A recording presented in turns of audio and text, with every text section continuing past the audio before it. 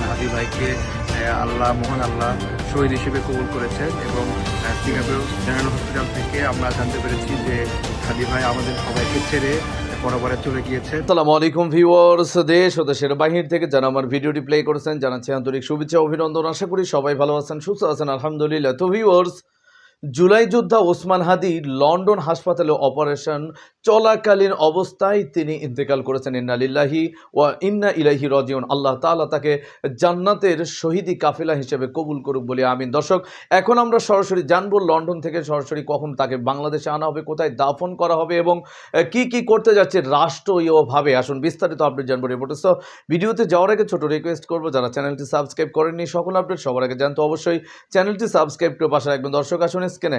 আসসালামু আলাইকুম সম্মানিত দেশবাসী, আমরা আমাদের আসলে প্রাণপ্রিয় জুলাই অভ্যুত্থানের পরবর্তীতে বলিষ্ঠ কণ্ঠস্বর শরীফ ওসমান হাদি ভাইকে আল্লাহ মহান আল্লাহ শহীদ হিসেবে কবুল করেছেন এবং সিঙ্গাপুর জেনারেল হসপিটাল থেকে আমরা জানতে পেরেছি যে হাদি ভাই আমাদের সবাইকে ছেড়ে পরপরে চলে গিয়েছেন এবং আল্লাহ তাকে শহীদ হিসেবে কবুল করুক এবং আপনারা সবাই এই অভ্যুত্থানের পক্ষের শক্তি যারা আছেন সবাই প্রতি উদাত্ত আহ্বান জানাচ্ছি, আপনারা সবাই ঐক্যবদ্ধভাবে এই বাংলাদেশের পক্ষে থাকেন এবং তার পরিবারের পাশে থাকেন এবং তার পরিবারকে যাতে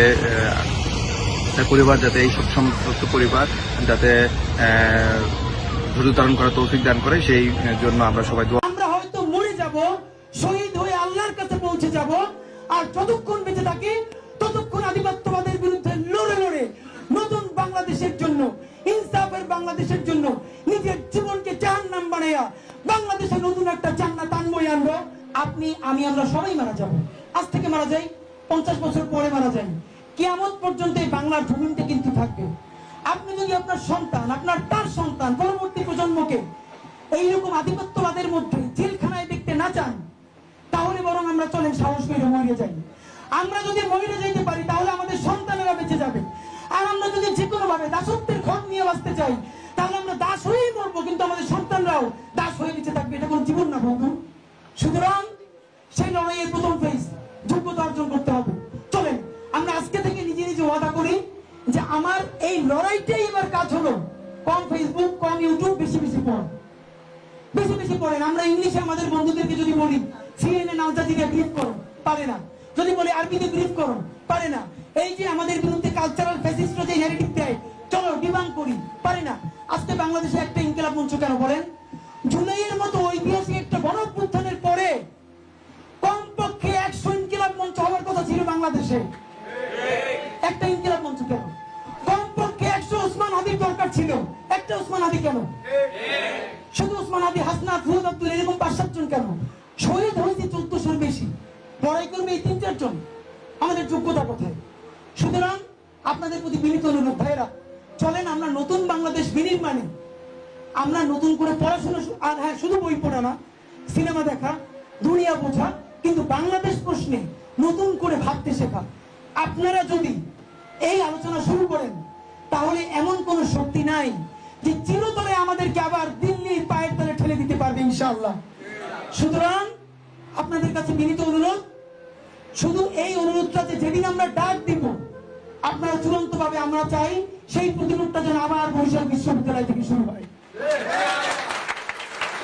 আমরা, আমাদের বন্ধুরা বিশ্ববিদ্যালয়ে পড়াশোনা করতে গেছে, এর মানে সে স্বাধীনতার সার্বভৌমত্বের বন্ধক দিয়ে বিশ্ববিদ্যালয়ে যায় না। সে তার প্রেজেন্টেশন দিবে, অ্যাসাইনমেন্ট করবে, লেখাপড়া করবে, আবার যখন দেশের জন্য জান দেওয়া লাগবে সে সবার আগে দেশে নামবে ইনশাআল্লাহ।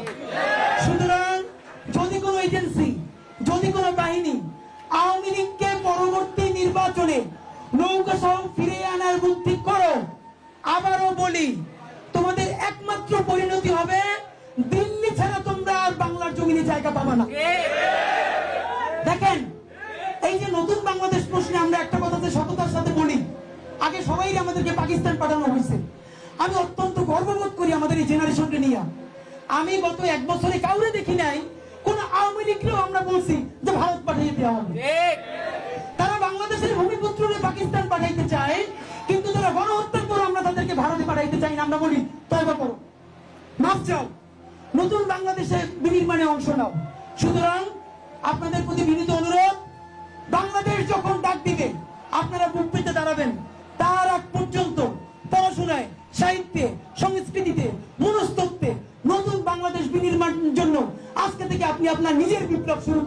ইনশাআল্লাহ। করবেন না আপনারা?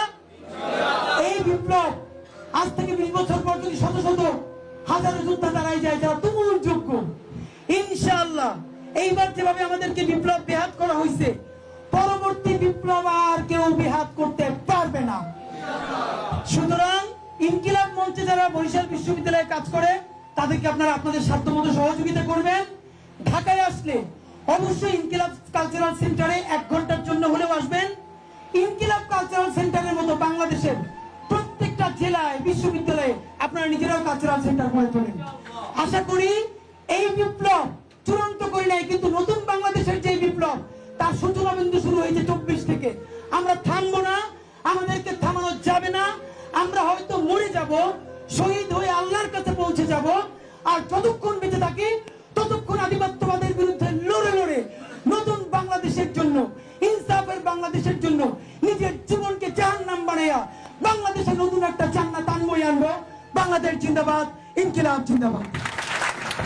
দর্শক, স্ক্রিনে আমরা সে সম্পর্কে বিস্তারিত জানলাম। এই বিষয়ে আপনাদের মতামত কমেন্টে জানান। কেউ ভিডিওটি স্কিপ করবেন না। অবশেষে দুনিয়ার মায়া ত্যাগ করে বাংলার 18 কোটি মানুষের অন্তরকে কাঁদিয়ে দুনিয়া থেকে চলে গেলেন ওসমান হাদি। তবে তার এই মৃত্যুটা যেন বাংলাদেশের নতুন রাষ্ট্র গঠনের জন্য এক কঠিন শক্তির কারণ হয়ে দাঁড়িয়ে গেল। আসুন, কি করতে যাচ্ছে ইনকিলাব মঞ্চ? পুরো বাংলাদেশ অচল করে দেওয়ার হুমকি। বিস্তারিত রিপোর্টে। ঝরে গেছে বাংলাদেশের আরো একটি উজ্জ্বল নক্ষত্র ওসমান হাদি।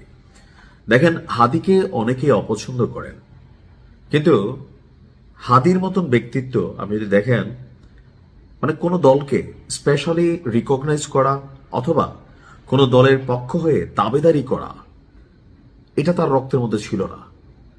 হাদিকে যারা গুলি করেছেন, যারা তাকে হত্যার পরিকল্পনা করেছেন, তারা আসলে কে, কোন দলের, কোথায় থেকে এই মাস্টার প্ল্যান করা হলো, সেটা কিন্তু এখনো প্রশ্ন।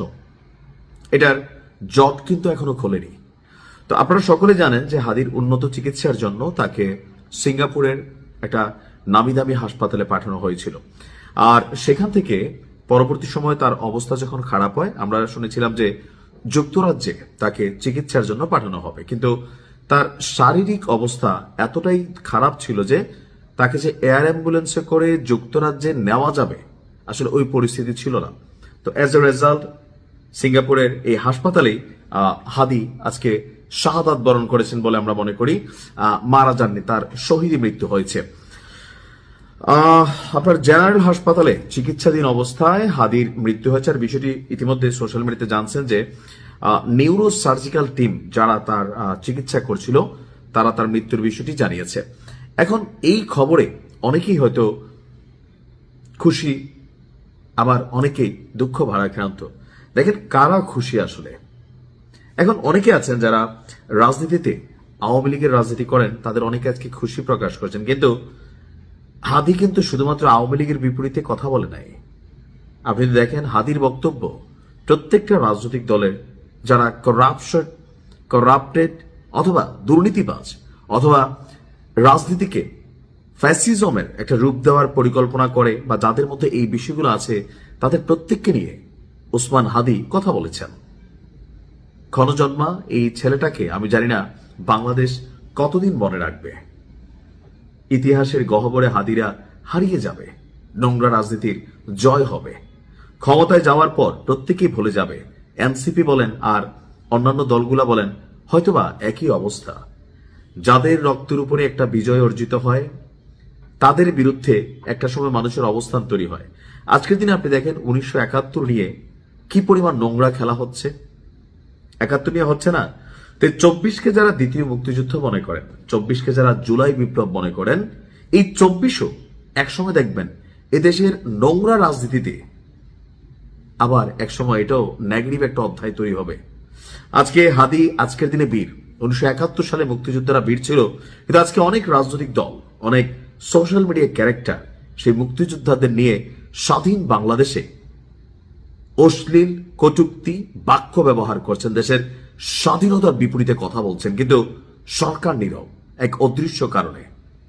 তো আজকে যে 24 ভাই হাদিরা যারা আজকে মারা গেছে, সময়ের বিবর্তনে, সময়ের ব্যবধানে তাদেরকেও ইতিহাস ভিলেন বানিয়ে দিবে। এদের বিরুদ্ধেও কথা বলা হবে, আর সেই দিনও কোন একটি গ্রুপ হাততালি দিবে। বাংলাদেশে একটা কথা আছে, ডিম পারে হাসে, খায় বাগদাসে। এই জুলাই অভ্যুত্থানের ফায়দা কতজন নেতা পেয়েছেন, জাতি কি পেয়েছে? শেখ হাসিনার বিদায়ের পর যারা এই এনসিপির আমাদের যারা নেতারা ছিলেন, হাদিদের মূল্যায়ন কেন হলো না? আমি অনেক প্রশ্নের উত্তর খুঁজি। আমরা চাই বাংলাদেশ। দর্শক, স্ক্রিনে আমরা সে সম্পর্কে বিস্তারিত জানলাম। সো ভিডিও এই পর্যন্ত। ভালো লাগলে লাইক অ্যান্ড কমেন্ট করবেন। দেশের সকল আপডেট সবার আগে জানতে অবশ্যই চ্যানেলটি সাবস্ক্রাইব করে পাশে রাখবেন। দেখা হবে পরবর্তী ভিডিওতে ইনশাআল্লাহ। আসসালামু আলাইকুম ওয়া রাহমাতুল্লাহ।